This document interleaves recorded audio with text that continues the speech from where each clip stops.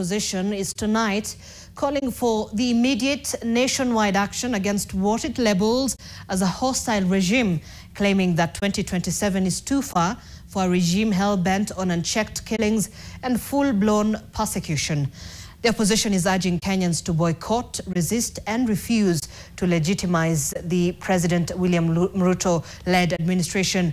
This even as more institutions, both local and international, now warn of the dangerous trajectory the country is heading towards.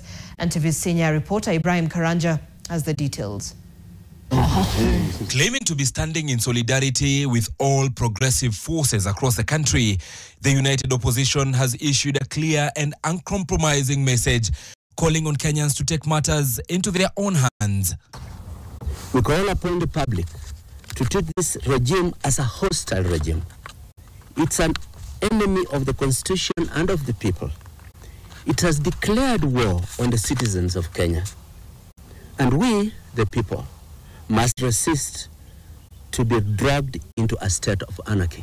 The opposition is demanding a boycott of all businesses, services and institutions linked to the regime and its enablers. They have promised to publish a list of shame and are calling on the public to expose any affiliations.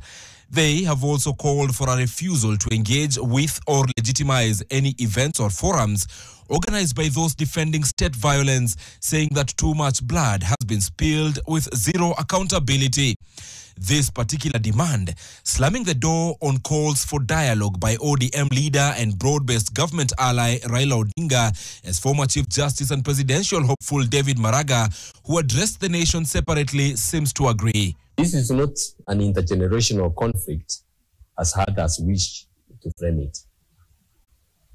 Neither is it an ethnic or a constitutional crisis requiring a referendum or yet another handshake.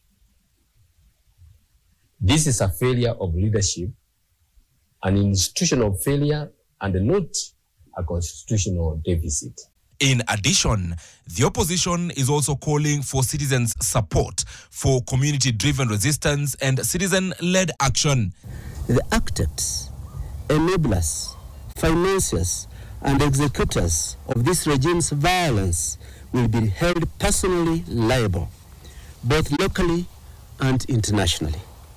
The day of reckoning is coming. No badge, no title, and no political alliance will shield you from justice. They insist that change will not come by asking nicely, but must be wrestled from the hands of those who thrive on fear and oppression. This regime is now hostile. It cannot be reasoned with. It must be resisted. We will not rest. We will not retreat. We will not surrender until every drop of innocent blood is accounted for, until the oppressive weight of this regime is lifted off the shoulders of our people.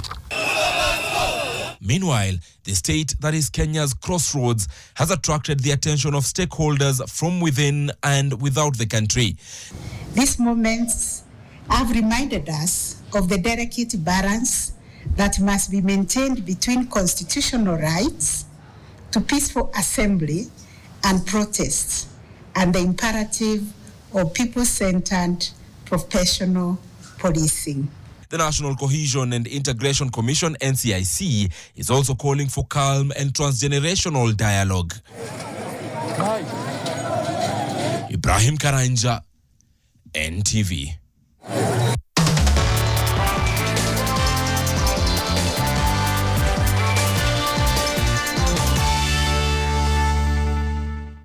Well, time for some business news now. The Competition Authority of Kenya is investigating several digital lenders following a surge in consumer complaints